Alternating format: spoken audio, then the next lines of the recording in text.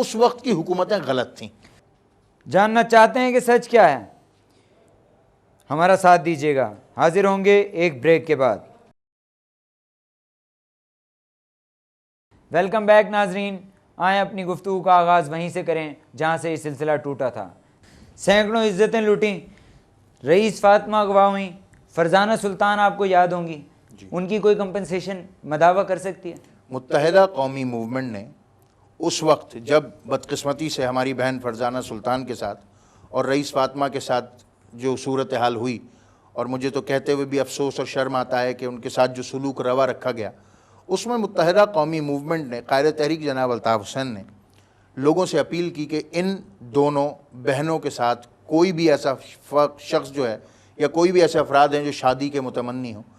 5000 سے زیادہ رشتے فرزانہ سلطان کے لیے گئے اور ان کے گھر والوں کو 5000 سے زیادہ رشتے میں سے کوئی ایک آدمی فرزانہ سلطان کے لیے سلیکٹ کرنا پڑا، اور یہی کیفیت جو تھی دوسری ہماری بہن رئیس فاطمہ کے ساتھ رہی۔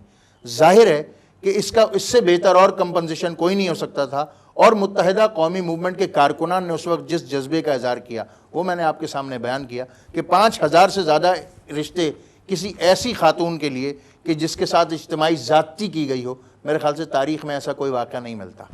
نواز شریف نے آپ کے خلاف آپریشن آخر کیوں شروع کیا تھا؟ آپ تو ان کے اتحادی بھی رہے۔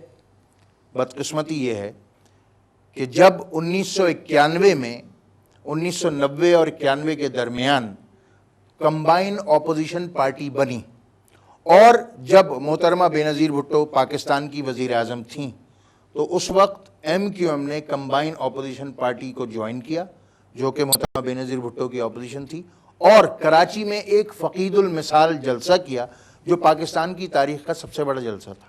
اس کے بعد قائد تحریک کو میاں نواز شریف نے پنجاب آنے کی دعوت دی، اور مینار پاکستان پر قائد تحریک جناب الطاف حسین نے وہاں خطاب کیا۔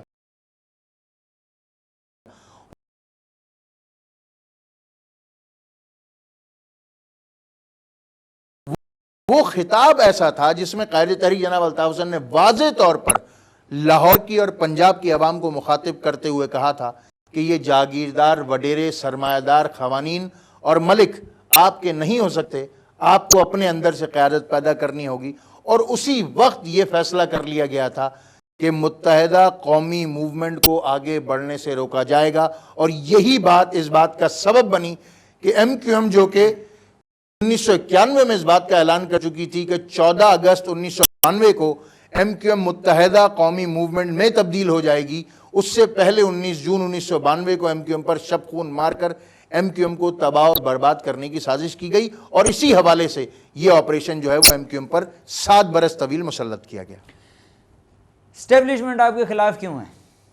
بڑی سیدھی سی وجہ ہے، ایم کیو ایم ایک ایسا فینومینا ہے جو کہ بنیادی طور پر لوور مڈل کلاس اور مڈل کلاس جماعتوں، مڈل کلاس لوگوں کے درمیان سے تعلق رکھتی ہے، اور اسی آج تک ایم کیو ایم نے پچھلے 20 سالوں میں 8 الیکشن لڑے ہیں، اور 8 الیکشنوں میں انہوں نے کوئی بھی ٹکٹ باہر کے کسی آدمی کو نہیں دیا، نہ ایک بھی ٹکٹ بیچا، بلکہ لوور مڈل کلاس اور مڈل کلاس قیادت پاکستان کو دی۔ اور ایم کیو ایم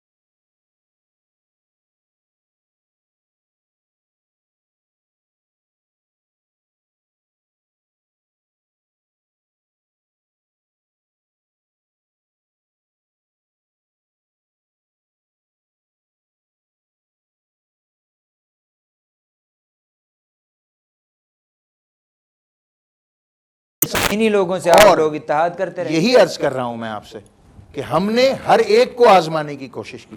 پہلا معاہدہ پیپلز پارٹی سے 10 مہینے میں ختم ہو گیا.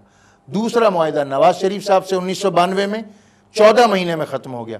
تیسرا معاہدہ پھر جب نواز شریف صاحب نے معذرت کی, پھر تیسرا معاہدہ نواز شریف صاحب سے 97 میں, جو گورنر راج پر منتج ہوا اور آخر ایم کیو ایم کے اوپر دوبارہ آپریشن مسلط ہو گیا. آزمائے ہوئے کو آزمانے کی کیا ضرورت ہے؟ کوئی تیسرا راستہ ایم کیو ایم کے پاس ہے نہیں. MQM has to choose either devil or the deep sea.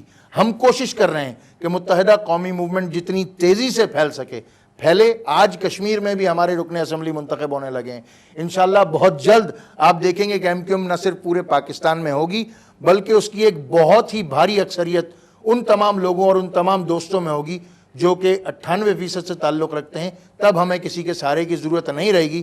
مگر فی الحال ہم پارلیمنٹ میں 19 کی تعداد میں ہیں. 342 کے ایوان میں 19 اونٹ کے منہ میں زیرے کے برابر ہیں. مگر ہمیں انہی حالات میں, انہی سرکمسٹانسز میں رہ کر کام کرنا ہے. ہمت نہیں ہارنی ہے, حوصلے جوان رکھنے ہیں اور ہمارے حوصلے انشاءاللہ جوان رہیں گے. پنجاب میں ابھی آپ کا ورکرز کنونشن منعقد ہوا. لاہور کے ایک چھوٹے سے حال میں ورکر کنونشن کر کے آپ پنجاب میں سیاست کر لیں گے؟ بنیادی طور پر جیسا کہ آپ جانتے ہیں کہ پنجاب میں ابھی ہمارے کام کو 2 سال ہوئے ہیں.